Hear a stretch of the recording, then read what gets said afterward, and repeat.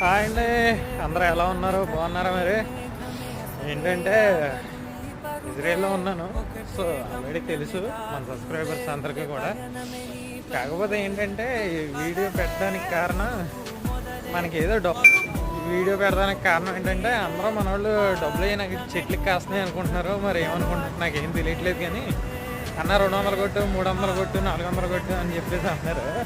మరి ఇది అంటే మన ప్రపంచ యాత్రికుడు చెప్పినట్టు డబ్బులు ఏదో ఊరుకుని వస్తున్నట్టు నేను ఇక్కడ ఇదిగో మీకు కాపాడుతుంది కదా.